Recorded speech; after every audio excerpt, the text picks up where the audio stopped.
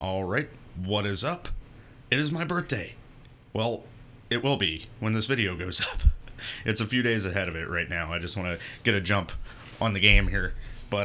So we got a lot of questions. Thanks, you guys, by the way. Also, my finger is fine. Like the top skin of it is like sheared off, so I had to like wrap it up and everything. But it's fine. Everything's okay. Um, so, we did this year what we did last year and asked for any questions you guys wanted to ask me. It's basically my Ask Me Anything. And last year we got quite a bit, but not like this year, man. I got a ton this year. Thank you guys. These questions are actually pretty cool too. So, I have some notes because I didn't want to forget what I thought of when I first saw the questions. So we're gonna just go through them one by one, and I'll answer the ones that I can as honestly as I can. So let's just get into it. All right. So starting with Bleed Black.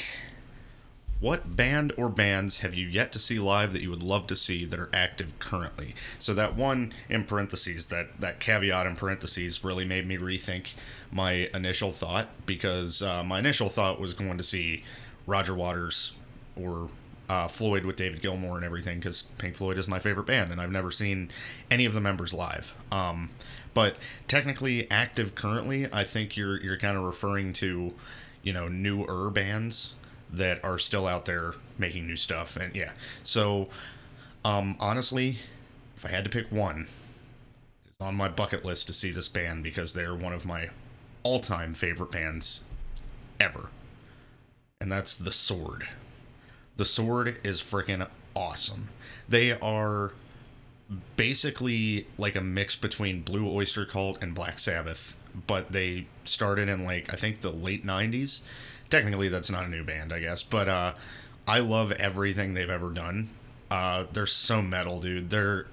It's also, and the subject matter is a lot of what Dio would write about, right? It's very fantasy and very, they're like, at some points they're Dungeons and Dragons, the band, and then at other points they're like, I don't know, like sci-fi futuristic stuff. They do everything, and the writing is, like the lyric writing, the music writing, it's all great. I think I can actually pinpoint the one verse that hooked me on that band immediately. It is like probably my second favorite song by them. It's called Seven Sisters. It's on the Apocryphon album. But when I heard this line, I'm like, oh my god, that's freaking brilliant. So it's a really old trope, right? To like do some poetic thing with like the seasons changing and stuff, especially in music. I never heard it put so well. The lyrics are spring submits to summer, summer bows to fall, autumn leaves lay down and die at the winter's beck and call. When I heard that, I'm like, okay, these dudes are poets. They're writers. It's not all just the music, it's the subject matter. And wow, what a freaking great song. I think my favorite song by them, just because it's so heavy and cool, is The Black River. That's on the album Gods of the Earth. Another great album. Also has Maiden, Mother, and Crone on it, which it literally reads like a D&D module. Like that's the way I interpret it when I listen to the lyrics and stuff. It just, The Sword is awesome. Listen to them. If you've never listened to The Sword, what are you doing with your life? Just do it. All right, we got a vet here, Black Omen. If you could time travel, but only one way, meaning you can't go back to the present, would you rather go back in time or forward in time? So, I don't know if I'd want to go forward in time, because I have a feeling this planet is going to be a smoldering rock of dust and dirt because of climate change. But if that wasn't a factor, I think I would still choose to go back in time. Specifically, back to when my Uncle Kenny was alive, who some of you might know. I've brought him up a couple of times. He's like my biggest inspiration creatively, like music, writing, everything that I've ever worked on. And he supported pretty much everything I've ever done. He would love this channel, for instance. So yeah, I'd want to go back in time and hang out with my Uncle Kenny, probably when he was younger, so we could like start a band or something. That'd be awesome. And I mean, that would be somewhere around the 60s, 70s. So, like, we'd be able to go see some awesome bands in their prime, like freaking Zeppelin and Floyd. And yeah, man, it'd be cool. So, yeah, definitely back in time to do that for sure. So, yeah, good question, Omen. By the way, congrats on 100 subscribers, man. Keep doing what you're doing. All right, Irish Wolf. I have 2 questions. That's unorthodox, but okay. Who got you into Final Fantasy games that you enjoy to this day? So no one really got me into Final Fantasy. I just happened to, I played Final Fantasy 1 on the NES when I was real little, and I never beat it. It was just, like, a cool game, I guess, but I kind of, like, let it sit for a while, and then I played FF4 because I rented it from my local video store, and it was over after that. Like, it was so cool. Like, Cecil was cool. All I wanted to do was play that game constantly. Like, my grades started slipping in school because all I could think about was getting home to play it. Yeah, and then I guess I could credit my friend Jeff. We don't really talk that much anymore, but I can credit my friend Jeff when we were younger. He's the reason I got to play Final Fantasy VI for the first time, because he had it and I didn't. And yeah, that, as you can see, the results of that, with all the Beyond Chaos and stuff. Yeah, so I would give Jeff credit for that. Speaking of him, we don't talk that much, but I have noticed he does sometimes right now do some, I think you'll find it if you just look up Final Fantasy V Career Day. He does some races with somebody of that game every now and then. So he goes by the tag of Wef Jebster. So yeah, if you see anything by him, that's the Jeff I'm talking about. So yeah, I think he comes up like maybe 4 or 5 videos down or something when you look up Career Day. So yeah, I'd give him credit for that. If you were given a chance to create a character to be in a Final Fantasy game, what class would you choose and what style would your character be based off? I would definitely choose Time Mage. It's my favorite class. I don't know what you mean as far as like what style my character would be based off. I mean, it'd probably just be me, but in Final Fantasy, if that makes any sense. But yeah, I'd definitely be a Time Mage. That's my answer for that one. So good question, Irish Wolf. Good questions. Okay, this is not a question from Omen, that's just a comment. So, Genji Intention, do you have any hidden talents? Like anything weird you can do with your body or some kind of memory-based skill where you can remember something some people wouldn't? Not really. My only special talent is, I guess, horrible sounding burps because I have GERD. Or I guess what's the Weird Al thing? From the episode of Space Ghost where Space Ghost asks Weird Al what his special powers are, and he says he can turn red lights green just by staring at them. Red traffic lights green. Yeah, I can do that too. I don't know. I guess ingesting a lot of coffee, despite having GERD because it upsets it, but I don't know. I don't have any like weird talents, like I guess this thing or like the flattening all your fingers. I don't know. I don't have anything like that, but I'm not special in that way. But yeah, and no memory based skills either. I am told constantly that I have like a better memory than some of my friends, like thinking back to stuff. Like a particular group of friends I hang out with is like I'll bring something up and they'll be like, God, how do you remember that? I'm like, I don't know, man. I just do. But yeah, no special skills. All right, Chris Reed, with fighting games like BlazBlue and Marvel vs. Capcom and Super Smash Bros. Arguably not a fighting game, but I'm not going to get into that. What are 2 entities or animes or video game franchises you'd like to see battle it out, or at least play as those characters? Okay, so this is something me and my best friend Jared have talked about a few times.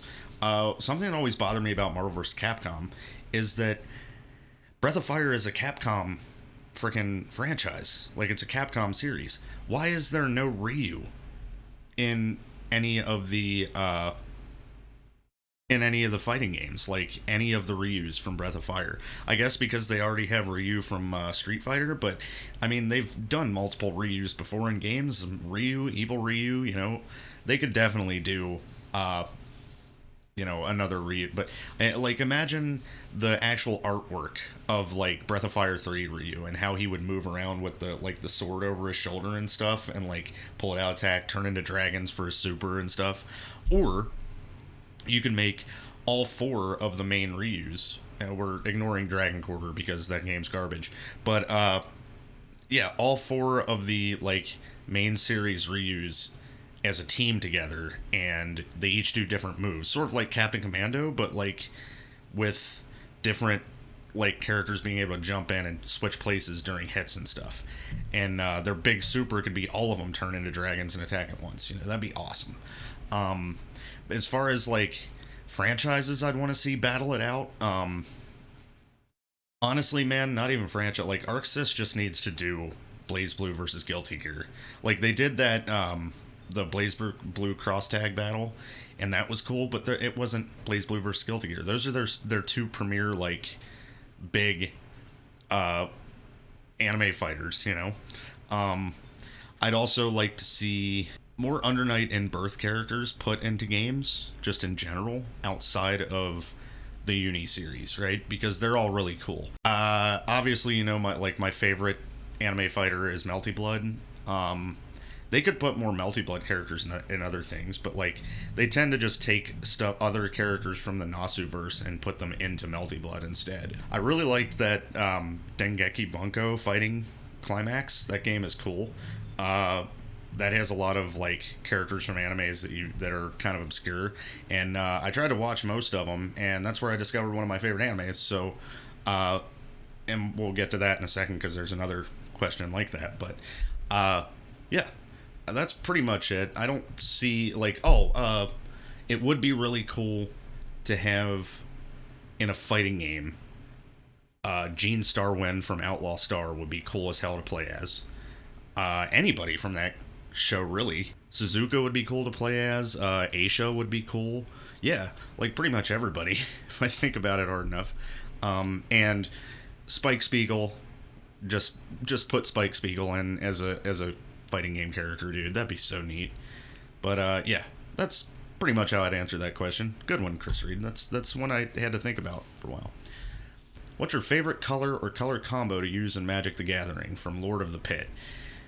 This one changed over time. Back in the day, when the first Ravnica set came out, it was definitely Izzet, blue-red. Like, that was just cool. All the designs for the cards were cool. I liked the idea of, like, the super intelligence mixed with, like, destructive power that blue and red represents.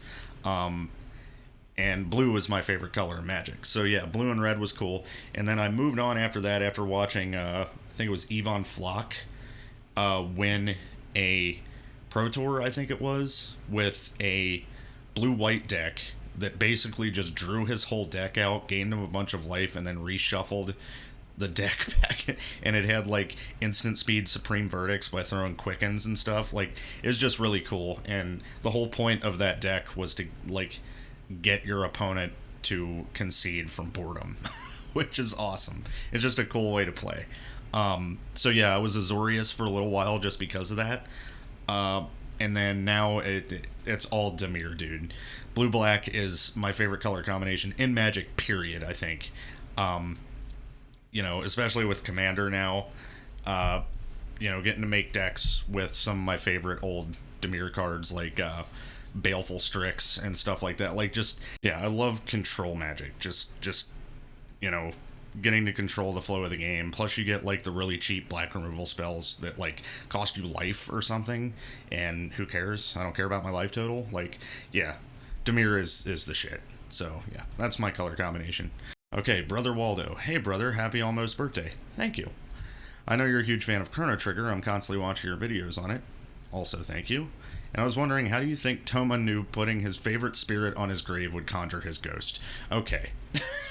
So, I was going to cover this eventually in a Toma character spotlight, but I don't know why that would like there's a great old moment. Like, I wish this would have been on video, because I don't think I've ever laughed harder at somebody saying something while I was playing a game.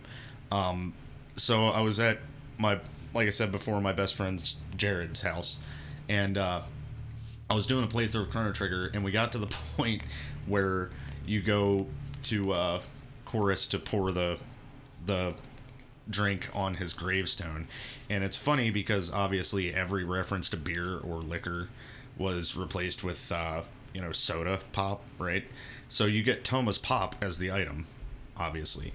So I go up, I'm like, all right, time to pour this on the grave. And as Magus is pouring it on the gravestone, Jared just goes, I know Dr. Pepper was always your favorite. And I lost it. So yeah, I don't know why he knew that would happen. I don't know. But Toma is like, he's been everywhere, you know? Like, he's traveled the world a lot. I'm sure he's seen some shit. He probably knows, like, some mystic magic or something. He has to have, like, it's probably a curse or something that he learned how to do. I don't know. I'd have to think more on it, but that is a question for the ages right there. But anyway, yeah, good question.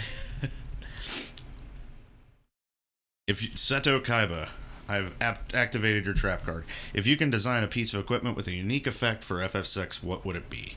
Okay, so I've thought about this a lot, because I don't know if this might just be a rumor. I heard it a long time ago on the Discord that, like, if you win the first permadeath run that you complete in Beyond Chaos, you get to design a piece of special equipment that you can find in Kefka's Tower in the secret item room. And because of that, I thought of a few different ideas, but the one I seem to land on is, because it's a meme from my channel, my playthroughs, is the bird sword.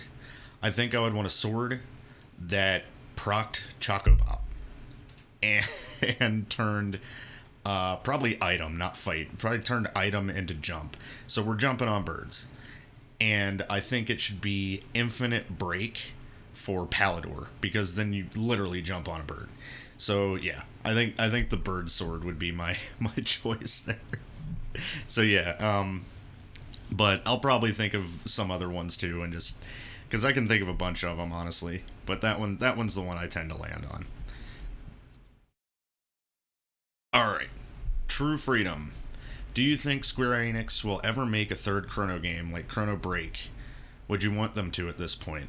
Okay, so Chrono Break, they've had that title licensed for, I think, over 20 years now. They're never going to do anything with it, probably. Here's the thing. As far as would you even want them to at this point, only if Kato is involved. If Masato Kato was not involved with the project, I would not want it to happen, if I'm being real with you. It's his brainchild, you know, it's his story. It would be like rewriting one of my books, but someone else doing it. I would never, like, give my IP, you know, like, for Zero and Behind the Brass Curtain and all that stuff to someone else and, like, let them do. Imagine I came out with those books and they said, okay, this is our intellectual property now. You never get to write anything with the series ever again, and we can do whatever we want with it. I don't like that. So, unless Kato was involved, I would not want to see it. But follow up, if they ever did a remake for Chrono Trigger, would you want the same game with updated graphics, or something closer to what they did with FF7 remake? So honestly, FF7 remake, that style would be really cool with Chrono Trigger. Like, getting to, like, fly around as Chrono with the katana and, like, aiming lightning and stuff, running around as Luca and burning people and, like, aiming the Wonder Shot and stuff. Or doing anything with Ayla. Holy shit, that'd be awesome. But yeah, that would be cool, but I think I would rather go for, like, a remake, like a proper remake. I don't really know, man. I don't know how they would do it, and I don't know how I would want them to do it. Because I'd hate to see Chrono Trigger phoned in the way that, like, the Seeker of Mana remake was, where it was like, here's a new Secret of Mana. Oh, we like chibiized all of the characters and the graphics look like garbage, and like I wouldn't want that to happen in Chrono Trigger. I think Chrono Trigger doesn't need a remake. You know, I think I'm good on that. Like, the only thing that I'll ever be happy with is if Masato Kato comes back and they do a direct sequel. That's what I'd like to see. But I don't think either of those things are going to happen, but we can wish. What other games are out there that you would love to play that you haven't had a chance to play at all, and do a playthrough like your awesome FF3 playthrough you did recently from Red Mage Guy? So I play whatever I feel like playing. I know that I put up like I ask for suggestions and stuff on games, and I check them out. But if I'm not interested in playing a game, or if I am interested in playing a game but not so much for the channel, you won't see it on here. Like, it really depends on what I am in the mood to do at the moment. So like, I'm not gonna go out of my way to like do everything everyone asks me, because then that's not my channel anymore. That's not what I do on my channel. I do what I feel like doing, you know, and that's how it's always been. And once it gets to like playing games that other people want me to play, then it becomes less about what I want to do, you know. But yeah, I don't know. Right now I can't think of any, but I'm sure there's a lot of games that I would love to play, just haven't heard of. Like Triangle Strategy, I think that's what it's called. That's like a Fire Emblem sort of game. I want to try that, but it's not something I'd probably do for the channel. Just, there's some games I'd rather play casually, you know.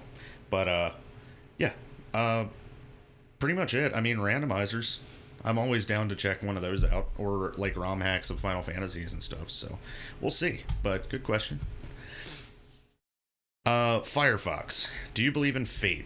Like, do you think that everything happens for a reason? Okay, we're getting philosophical now. No, I don't believe in fate or predetermination. Despite how, you know, into the fantasy setting I am, and sci-fi and all of that stuff, and how cool it is, I'm incredibly grounded as far as my beliefs. I'm not superstitious. I don't believe in ghosts. I don't believe in fate, karma, God, none of it. I think there's things that we can't explain, but I think that's because we have a lack of knowledge, not because it can't be explained, you know. And you know, anybody who tries to like explain something with a supernatural argument just because they don't have all the information that's possibly out there, I like to reserve. I just like to reserve judgment until I have all the facts, you know. So yeah, for the most part, though, all evidence seems to point towards, you know, there being no deterministic factor in anyone's life. You make your own meaning. You control your own destiny, and I like it that way. But thank you for the question. Bloodstrike, what are some places or countries you would like to visit in your lifetime? Well, Ireland is a big one. If I could get myself on a plane ever, because I have an irrational fear of flying, I would want to go to Ireland, pretty much Europe in general. And once I got tired of Europe, I would probably start visiting some other cool places. Like South America would be cool. There's all kinds of places. Australia would be great too. I'd like to check that place out. And just, I mean, exploring the United States in general would be great, because I haven't been to many parts of it. I took a 64-hour train ride across the country, and it was the most boring shit I've ever seen in my life. Everything's just all flat and gray until you get out west, where there's desert and like mesas and stuff. Everything else is boring as shit. Pretty much cows, and that's it. The coolest thing that happened to me during that train ride was that I did see a bald eagle, and it flew like right next to my window on the train. It was like flying right here, and I got my phone out to take a picture, and it went, eh! And I'm like, all right, whatever, nobody's gonna believe me, but yeah, that was cool. But yeah, that's pretty much it. I'm not a huge traveler, but certain places I'd love to go. Okay, Soulblade, I'm rather new to your channel, so I'm wondering, well, welcome. What brought you to YouTube? What made you decide you wanted to make content? Nothing really. My first channel was Braver Grave, That did have a philosophy behind it as to why I made it, was because I love Street Fighter Alpha 3 so much that I so badly wanted Capcom to do something with it that I'm like, I was ambitious. Like, me and Jared were like, we're going to make this channel and we're going to boost Alpha 3 like crazy. And maybe Capcom one day will take notice and they'll be like, all right, well, let's, make a new version of Alpha 3, whatever. They did eventually. It was the 30th anniversary collection and it sucked butt. It was a horrible arcade port. But yeah, after a while we realized that wasn't going to happen. So we just started playing fighting games for fun on that channel. And then it turned into mostly just me making videos over there. And then over here, the reason that I started this channel was because I wanted to put up my speedrun of Mega Man X3 Zero Project, or Project Zero, that's still in my channel.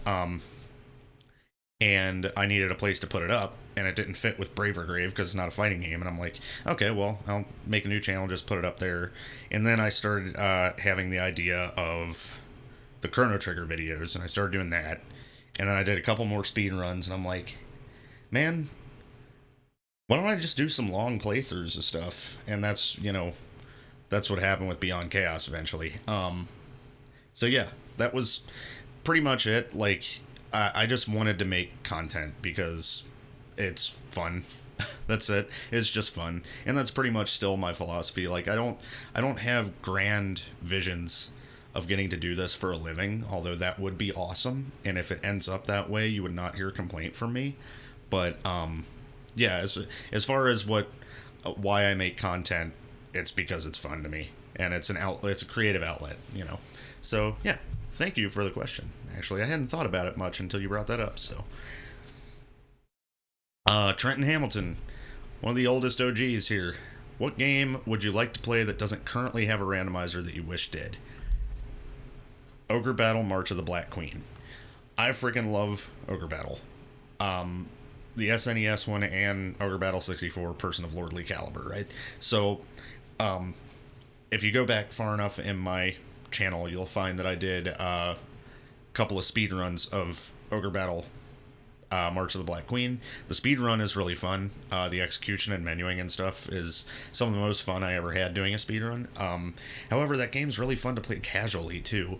But there's really no reason to do it as it is. But if it was a randomizer and they gave you, like, quality of life changes, like better menus, better ways to look at stats for items and stuff before you equip it on characters, like an actual tree for upgrades and stuff that you can look at. Just, if they did a bunch of quality of life changes, that would be an amazing game and an amazing randomizer. So yeah, that would be the one I'd want to see one for, and you would see it on this channel for sure. So Trenton, get on it, man. Start making it. I'll be the first one to play it. Alright, Twist of Fate. How did you find out about the existence of FF6 Beyond Chaos? Well, I was watching a lot of Free Enterprise. That was the first Final Fantasy randomizer that I saw. It's a lot of people's first one they saw. And then after watching it for a while, it was so cool, and I played it. And I was like, wonder if there's anything like this for Final Fantasy VI. So I just typed in Final Fantasy VI randomizer in the search on YouTube, and it came up with Abyssinum's original video. I still remember the thumbnail. It's got like a Zone Eater on it in like metallic colors or whatever. I'm like, what is this? And I watched it, and I'm like, oh, this is kind of neat. Beyond Chaos, whatever. So I go and I get it, and I played it a couple of times before I decided to record it. And then I recorded like a few episodes of it. I don't know if they're still on the channel or not, but yeah, those were playthroughs I never beat. I thought it was just kind of novel, and I'm like, okay, it's whatever. And then I got sucked into speedrunning BOF2, which I spent a lot of time on. And then the pandemic hit, and I was playing a lot of Secret of Mana randomizer, which I got really, really good at. And I tried a few different things, like the SOM randomizer, the Pokemon randomizer and stuff, and I'm like, I'm running out of stuff to do. So I picked up Beyond Chaos, and I'm like, I guess I'll try and play through this time all the way, and I freaking loved it. It was awesome.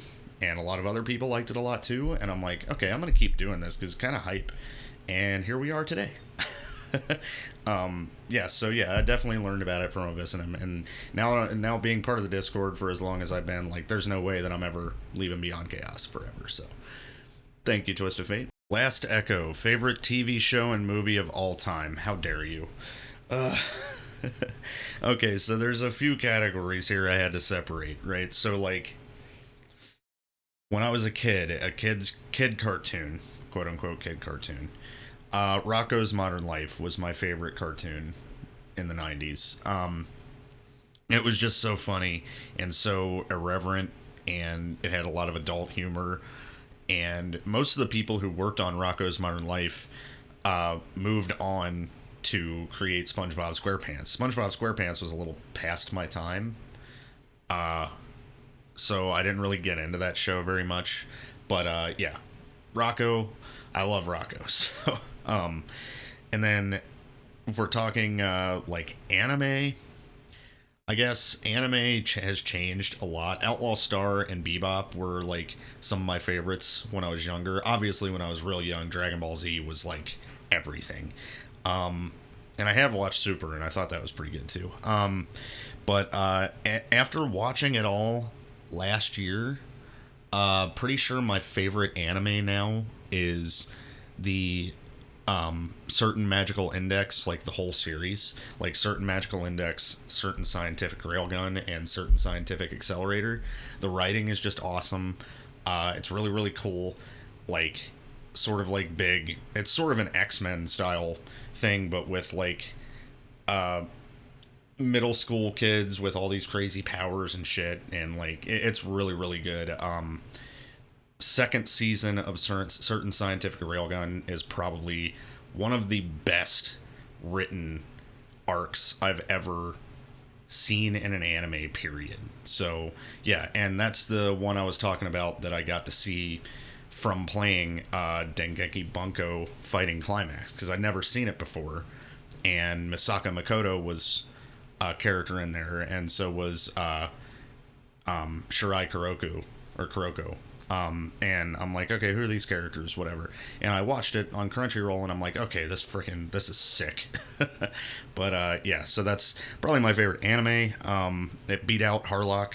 Regular TV show, my favorite has always been Cheers. I've watched Cheers front to back a million times. It's just so funny, and so it reminds me of going to the bar. It's like if you can't go out to the bar, you watch an episode of Cheers. Another one is Trailer Park Boys. I've watched the hell out of TPB, like, front to back as well. I haven't watched like the latest seasons because I know they kept doing it on like SwearNet or something, but like all the Showcase original, oh my god, dude, that show is so stupidly funny. Like, anyway, if you haven't seen it, watch it. It's really, really funny. Movies is the hard one because I like all kinds of movies. Horror, like recent-ish horror film, The Witch from was it A24? Oh my god, that was one of the coolest. Like, it had like the Omen feel. Like, it was old school but new, and it was just so unsettling. And that's what I look for now in horror movies, is the unsettling, not like the gore like I used to, or like the violence and stuff. Now it's just being creeped out, and that movie does it so well. But probably my favorite, and I know I just said I don't look for gore much, and I'm about to say this, but pretty sure my favorite horror, I think it's horror. It's a horror comedy, whatever. My favorite horror movie is Evil Dead 2. I mean, oh my god. Bruce Campbell as Ash in that movie is just so good. There's no other like movie that has the kind of monsters that they made for that. The closest thing I can think of is that movie House, that like had similar monsters and stuff, and yeah, that was, oh my god, Evil Dead 2 just is so fucking good, and if you've seen it, you know why. But my favorite movie This is what sucks, is because, again, the genre thing. We just went over horror. But the top three most watched movies in my collection of movies ever. I don't know if this means they're my favorites. I just know that I've watched them a ton. And that's Ghostbusters, Goodfellas, and Full Metal Jacket. Those three movies are gold. I love them so much. I can quote them front to back. Same is true for Spaceballs and Airplane. So, spoof movies.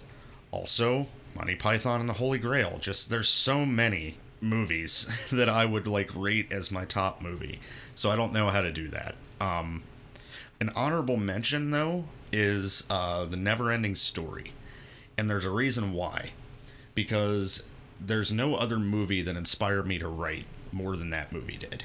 To become, like, a writer that, like, writes horror stories or just fantasy stories and stuff. Neverending Story hit me hard when I first saw it. Specifically, one of my favorite scenes in movie history, when Gamork is talking to Atreyu from inside the cave, and how creepy he was.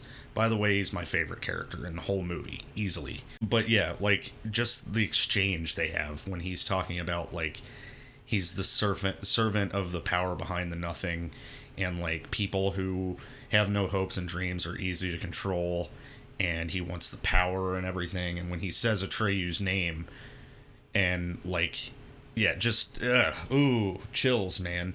That was such a cool fucking scene. And then, like, me and my other best friend Nick were just talking about this the other night, and how, like, at the end with the Nothing, like, the Nothing was a perfect villain, because it's literally the unknown. It was very H.P. Lovecraft. Like, it has no form, it has no substance, it just is nothing. And then the contrast at the end, when Atreyu is heading toward the palace in Fantasia, and just seeing it floating there in nothingness, like, everything else just not. And I'll make the same pun I made then, talking to Nick now, and say it was like the last bastion of all the fantasy element of Fantasia. What's left of it is just that. And everything outside of it is just the encroaching nothingness, right? It was such a good contrast. And when, you know, Atreyu ends up in the palace, and it's like, at the beginning of the movie, there was all kinds of people in there, and it was nice and bright and pretty and sparkly, and then he goes in there, and it's still like that, but all you hear is, like, the crumbling sound. And you never felt so unsettled in such, like, a magnificent, sparkly environment, right? It's so unsettling, and you just see the childlike empress sitting there, and that's it. She's the only thing left, and just wow, dude. So yeah, that movie inspired me more than ever to write. So that's up there too, but I can't decide. So Last Echo, bite me, I can't. I'm sorry. But all those ones I just said are way up there for me. CSM Bakuryu. Would you be open to playing other RPGs like Shining Force, Dragon Quest, or Lufia on the channel? So here's the thing. Like I said earlier, it's just whatever I feel like playing. And like, these games, I've definitely had a lot of recommendations for Lufia. I don't know when or if I'll even play it on the channel, but yeah, it really just depends on how I'm feeling. I can't, like, other than Beyond Chaos, I can't predict what I'm gonna play. So it just depends on how I'm feeling. But thanks for the question. And this is Angemel. They have a different name here, Javo. Do you play non-console RPGs like Diablo? Or are you ever interested? Oh, these are two questions. Non-RPGs like console RPGs like Diablo. I was obsessed with Diablo 2 when I was younger. Thorn's Paladin was one of my favorite builds ever. I did really like playing that game. And Permafrost frickin' Sorceress was cool too. Yeah, I played the hell out of Diablo, but the one like non-console RPG, like MMO, that I played a lot was Ragnarok. And I had an attack speed Berserk Lord Knight build, and it was, he didn't have a mount, he didn't have the bird or whatever, it was just on foot. He would just, it was a freaking chainsaw, man.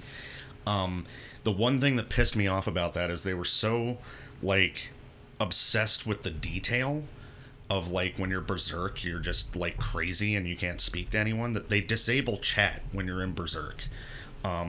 Which is really dumb, because I would be in, like, a dungeon and I'm berserked and I'm going through and I'm just hacking stuff up, and somebody would walk up and, like, send me a chat message like, wow, that build's really cool, what'd you put skills into? And berserk, if you have it leveled up, lasts like 4 or 5 minutes and you can't chat, so I can't respond. And they would just keep asking me questions, following me around, and I'm like, I can't respond, I'm in berserk.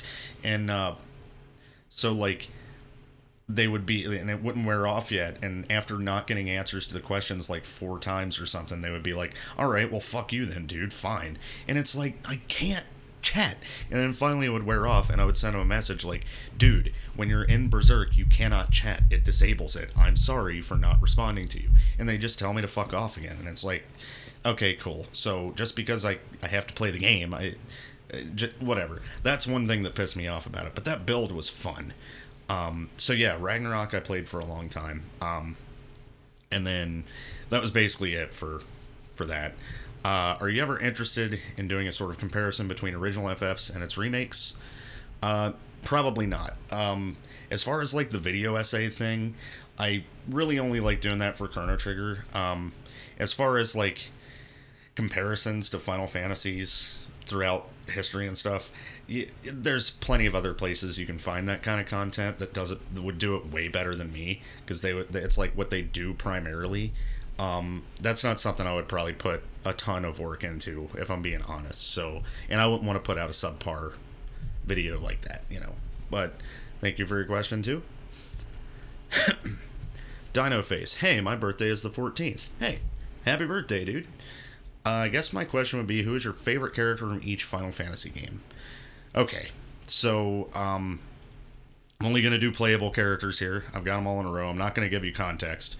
I'm going to skip 3 because all the main characters are generic characters, and so is the first Final Fantasy, so I'm going to skip that one. So we're going to start at 2 and skip to 4.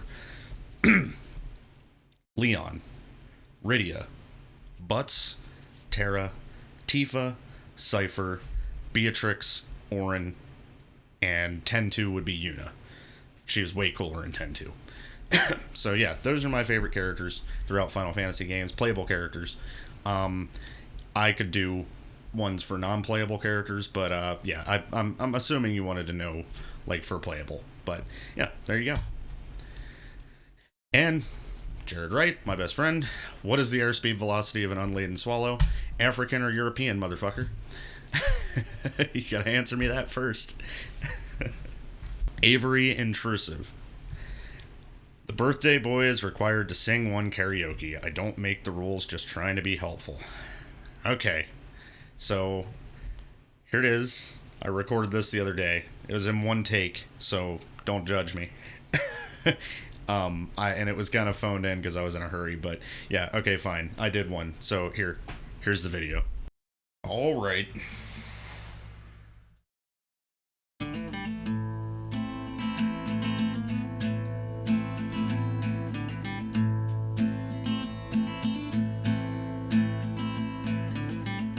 This is the greatest and best song in the world. Tribute. Long time ago, me and my buddy Jared here, we was hitchhiking down long and lonesome road. All of a sudden, there shined a shiny demon in the middle of the road, and he said, "Play the best song in the world, or I'll eat your souls." Well, me and Jared, we looked at each other, and we each said, okay. And we played the first thing that came to our heads. Just so happened to be the best song in the world. It was the best song in the world. Look into my eyes and it's easy to see. 1 and 1 make 2, 2 and 1 make 3. It was destiny. 1 Once every 100,000 years or so, when the sun doth shine and the moon doth glow and the grass don't grow. Well, needless to say, the beast was stunned. A whip cracked with his rumpy tail, and the beast was done. He asked us, "Be you angels?" And we said, "Nay, we are but men, rock."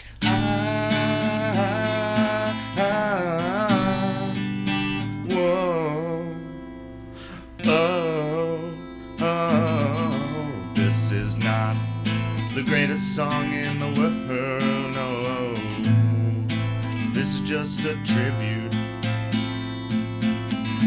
Couldn't remember the greatest song in the world, no. This is a tribute, oh, to the greatest song in the world, alright. The greatest song in the world, alright. To the greatest song in the world,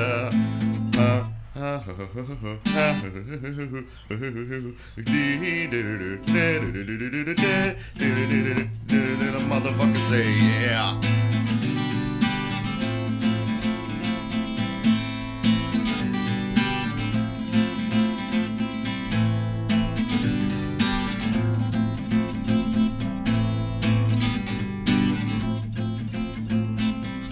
Peculiar thing is this, my friends, the song we sang that fateful night didn't actually sound anything like this song. This is just a tribute, you gotta believe me, and I wish you were there. It's a matter of opinion. God, can't stop me now.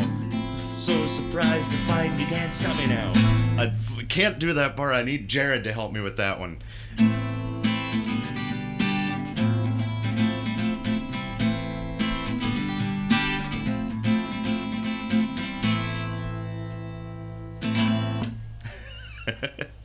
I don't know how many people know this, but the fact that it's called Tribute to the Greatest Song in the World, and that last progression is the pre-outro to Stairway to Heaven.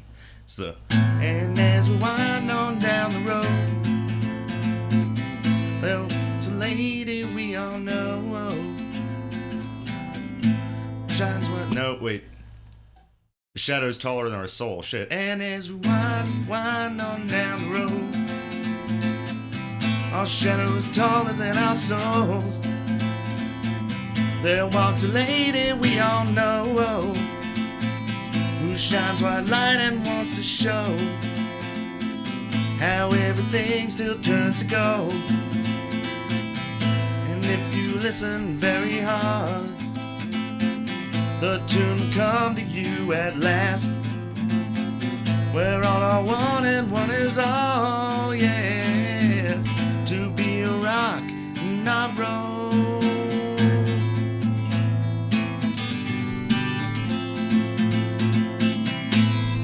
Yeah, I just think that's really funny that they did that.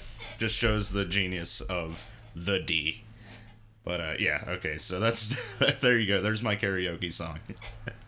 I'll play a more serious one next time. How's that? But I love Tribute, so take that.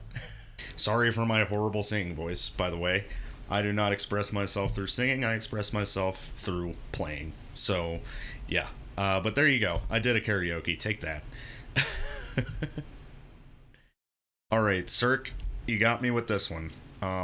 Life advice for the young. Always take stock of what's good in your life. That's my biggest piece of advice I can give anyone. First of all, I'm not old, by the way. I understand the question, but I'm not old either. I'm only turning 36 this year. But yeah, life sucks a lot, but as long as you keep reminding yourself of what you actually have that's good, I beat myself up a lot right now because I don't have my own place, but I'm like, yeah, but I get to come home, do whatever I want. I play video games. I make these videos. I play guitar. I do whatever I want to do for the most part. My job isn't incredibly demanding. I have really good friends that I get to see every week. It's that old count your blessings thing, but it's good advice. Also, always be honest with everybody.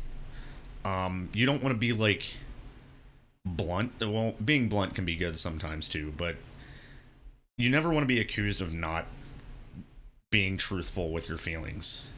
Like, I wear everything on my sleeve. And it's really hard because, somebody like me with social anxiety and stuff, and I think we're all in solidarity on that. I would imagine a lot of you similarly have social anxiety problems. But I've once I'm in a position where I'm not anxious around the people that I know, they get me full honest all the time. You never want to feel like you can't trust somebody, and the more honest you are with other people, the more honest you can be with yourself. I think the three things that I've always said I wouldn't say the perfect human, but I think are required to be a good human being.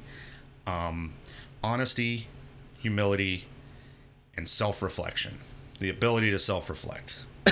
And really, the third one is the only one you need, because the third one necessitates the first two. You have to be honest with yourself and be humble in order to self-reflect. So that anytime you think, I might be wrong about something, really think about it, and turns out you were, admit it. Turns out you weren't, then good. But yeah, you need to be able to look at yourself from an outside perspective at all times. But yeah, that is my basic advice to the young. Also, do not give a shit about societal pressure. Societal pressure, societal norms. There's no fucking such thing as a societal norm. Whatever. Don't let people try to shape you into the version of you that they want you to be. You are who you are. You can't change yourself. You can, you shouldn't. Unless you have a lot of toxic traits. If you're a toxic person, that's something that comes with personal growth for you to realize through self-reflection you might need to work on. But you don't need to go out of your way to please everyone all the time. You got to think of yourself too. Like, you don't want to be, main character syndrome about it. That's really annoying. People like that are garbage. But, you don't want to neglect yourself either for others. And a lot of that just comes from, like I said, being honest. Honesty is always the best choice. Well, not always. Like, you're not going to freaking tell the Nazis that Anne Frank is in the attic or something, but you know what I mean. You know what I mean by being honest. Just be honest with your feelings, things like that. You don't want, like, if somebody shows you a picture of their kids, you don't want to do the George Carlin thing and be like, yeah, what's wrong with that one? Even if you're thinking it. So, there's a difference between being honest and being blunt. You got to strike that right balance. But yeah, that's my advice for you. And as a follow-up, because Swift Red asked, what is the hill you're willing to die on? That one thing that you will defend until your dying breath. That is part of it. Honesty always. I will die on that hill. Also, I guess I would die on the hill of Pink Floyd being the greatest band to ever exist. But yeah, that's pretty much it. I don't have much more to say. Those were really good questions. Some of them were really hard to answer. But yeah, thanks a lot for listening. Thanks for all of the questions, man. That was a lot. And we'll do this again next year, of course. And the next time you see me, because my vacation starts next Monday. That's not when you'll see me next, but that is where I will be starting on Beyond Chaos Seed number 20. And I will give you guys various vague updates as I'm playing it, like I did last time. And we're getting there, boys. This birthday is going to be cool. And 36, I hope, is just another year, So, thanks everybody for watching and for taking the time out of your busy day to hang out with me. And I'll see you soon. Peace.